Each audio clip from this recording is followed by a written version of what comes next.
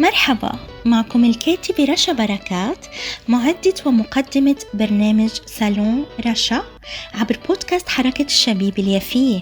صالون رشا رح يكون صالون مفتوح لكل أنواع العناوين المحلية والعالمية واللي أكيد بتفيدنا. اسمعونا على منصات التواصل الاجتماعي والتطبيقات سبوتيفاي، بودبين، جوجل وأبل، وطبعا على الفيسبوك بصفحتي بودكاست حركة الشبيبة اليافية وحركة الشبيبة اليافية. صالون رشا.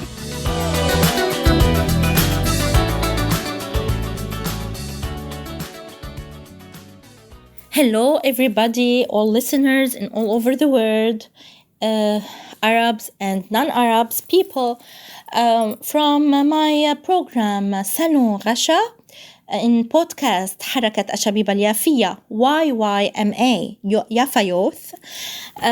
Today I will read an article, a very interesting article written in This Week in Palestine journal, issue 280 in August 2021 for Mrs. by Claudette Ayoub Habash, called titled under the Mulberry Tree.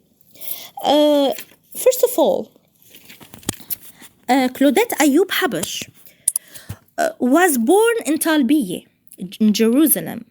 At age 7, she became a refugee, finishing high school at Our Lady of Zion in the Old City of Jerusalem, obtaining her BA from Beirut College for Women in Beirut, and doing an internship in public health at the American University of Beirut. An activist, Claudette headed Caritas Jerusalem for 27 years, serving as a vice president of Caritas Internationalis and president of Caritas Mona, M-O-N-A. Highly decorated, she is a Dam Commander of the Equestrian Order of the Holy Sepulchre of Jerusalem, and Dam with the Star of the Pontifical Equestrian Order of Saint Gregory the Great. So, I will begin now the article called The Mulberry Tree for Mrs. Claudette Ayoub Habash. This is my story and that of my family. It is also a shared narrative of thousands of other Palestinian families who experienced dispossession and as a result became refugees in 1948. I am from the neighborhood of Talbiye in West Jerusalem, and today I am a refugee and internally displaced in my own city. At that time, I was too young to understand the calamities that were hiding just around the corner. I could not explain the silent glances between my father and mother. Those haunting looks clouded the otherwise happy, content, and hardworking household.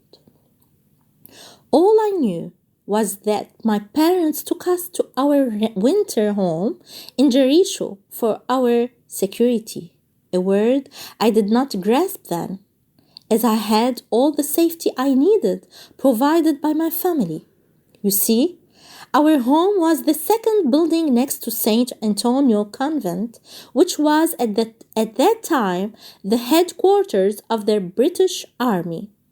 One day, my parents were away at a wedding in Jaffa, and I was not able to join them because I was ill. But as a consolation, they allowed me to sleep in their own bed under the care of my grandparents.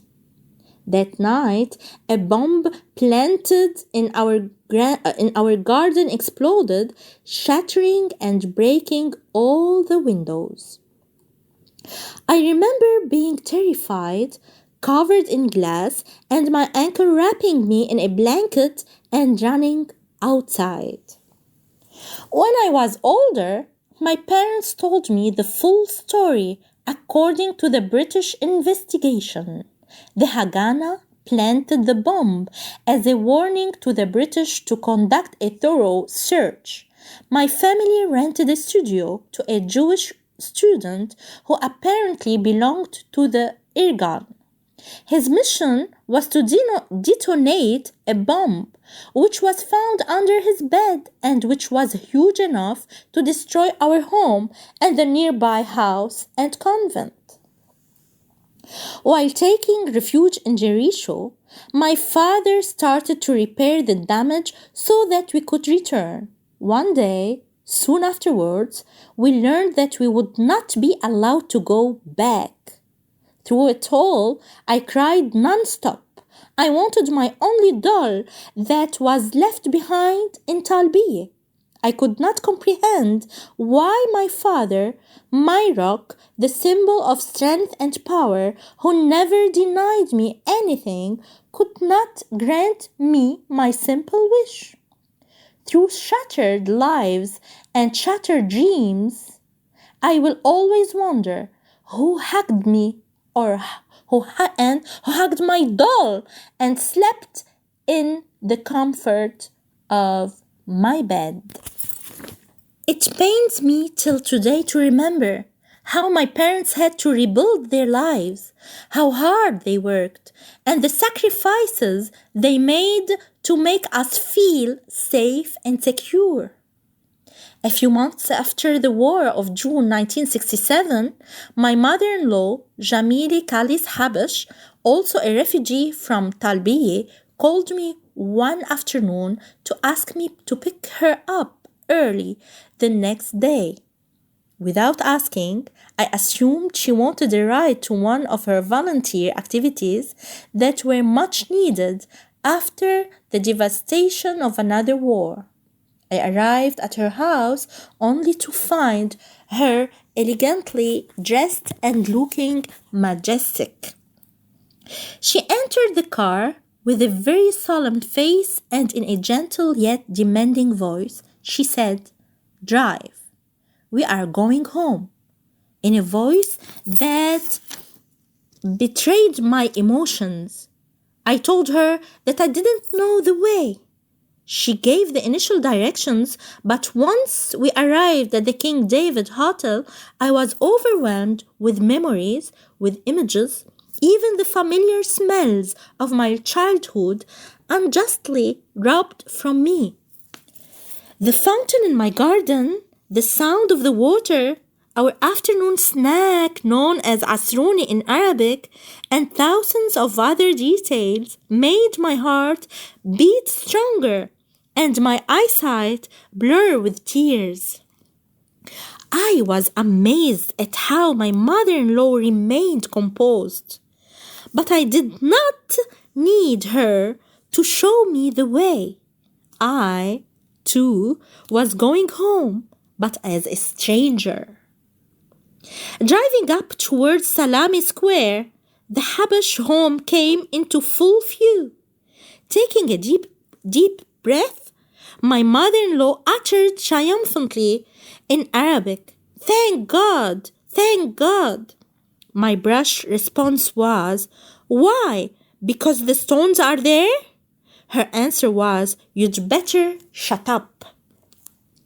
And this begins our story of the mulberry tree.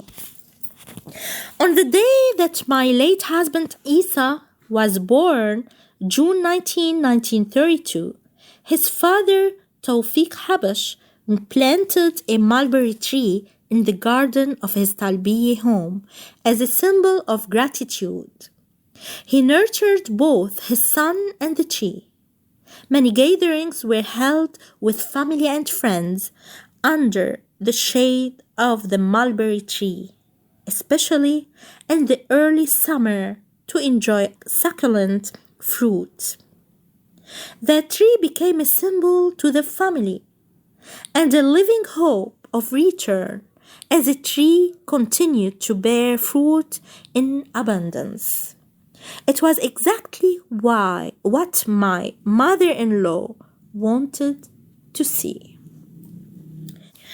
When my husband passed away in February of this year, and prior to the funeral service, the family took him on his final journey to his home in Talbiye, not only to honor his legacy, but also to pass on the torch to his children and grandchildren in a simple ceremony full of symbolism. A big black ribbon was tied around the mulberry tree to bid him a final farewell. On his birthday this year on June 19, in celebration of his life, the family went to lay flowers next to the mulberry tree, only to find it chopped down. Sadly, the tree did not survive beyond its 89 years, as though it were inextricably connected to my husband. I felt that another piece of me had been ripped out again. I felt a strange pain in my heart. I could not cry. The tears did not come. But how could they when I was suffocating with emotion? Was I missing Isa, or was I mourning the loss of a homeland? We wonder as to the reasons for attacking symbols of our collective history and memory.